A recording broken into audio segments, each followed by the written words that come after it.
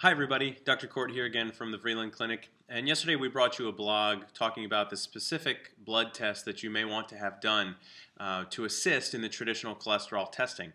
The types of things that we talked about were lipoprotein A, small dense LDLs. We talked about something called HDL2B. We also talked about some markers, some inflammatory markers called C-reactive protein or CRP and homocysteine, and we talked about fasting insulin as well. Those things are all well and good to test, but what do you do to change them if they are perhaps not exactly what you'd like them to be? That happens to lots of people, and so we're here to talk about the things that you want to do today. First and foremost, when you're talking about heart disease, you want to make sure that diet and exercise are part of your program. A correct diet would be a low glycemic diet. We'll talk about that a little bit later.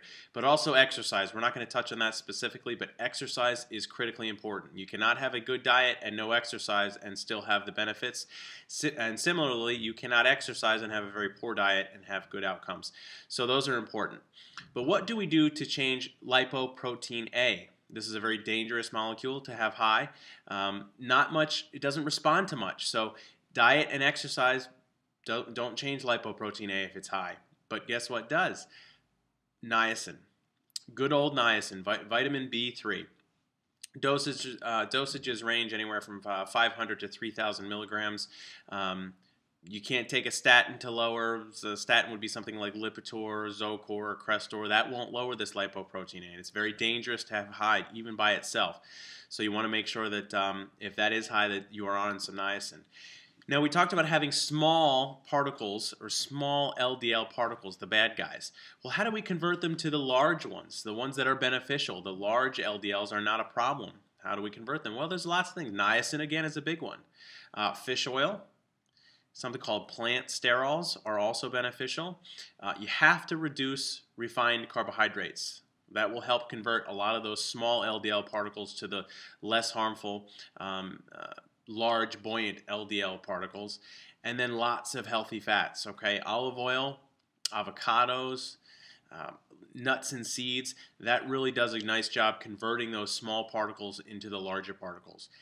HDL2B, remember this is a very helpful type of cholesterol. It goes through your body and scavenges cholesterol and returns it back to the liver for processing, so it basically removes cholesterol from our system. How do we increase that? We'd want that to come up. Again, niacin and fish oil. Those are biggies, okay? Now, a particular B vitamin, it's a derivative of vitamin B5 called pantethine. Pantethine is particularly important in raising HDL2B, and I recommend that for lots of my patients. And then exercise. Exercise is very good at raising the HDL2B number, so those are the things you want to do for that. Now, for the C-reactive protein, that's an inflammatory enzyme, and it's particularly predictive of cardiovascular events in asymptomatic people. We don't want that to be high. It generally is an ominous sign. So how do we reduce it? Well, primarily weight loss. You have to lose weight. If you lose weight, that CRP number will come down. Also, an anti-inflammatory diet, and we'll tie that back into insulin and how that works. But the anti-inflammatory diet is basically low in sugar, because sugar will actually force your body to produce insulin, and therefore that will cause the inflammation to go up. So an anti-inflammatory diet, which is basically lots of good healthy proteins and fats, lots of veggies, some fruit, and very little on the sugar. Okay. The other things that work are vitamin D, okay, and also fish oil. So fish oil is a biggie. We see that as being a very common theme throughout this. Now, how do we reduce homocysteine? That's another inflammatory enzyme. It's actually an amino acid. So how do we reduce it? The thing that works best is actually folic acid. And if you can take the activated form, that's probably the best way to go. But sometimes you also need some additional B12 and maybe perhaps some B6. So good old B vitamins work very well to reduce homocysteine. And now fasting insulin. If your fasting insulin is very high, the best thing you can do is a low glycemic anti-inflammatory diet. Insulin is produced in response to carbohydrates. If you have too many simple carbohydrates in your diet, your insulin will go up. increasing the likelihood of metabolic syndrome and diabetes, and therefore significantly increasing your risk of heart disease. The other thing, weight loss. If you have a high fasting insulin, you must lose weight.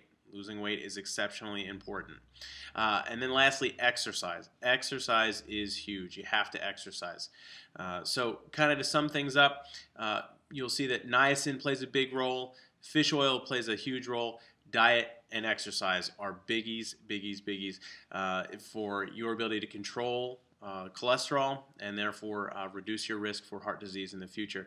If you have any questions, please let us know. I will put up a summary here that you guys can see. And if you have any questions, let us know. We'll be happy to answer them.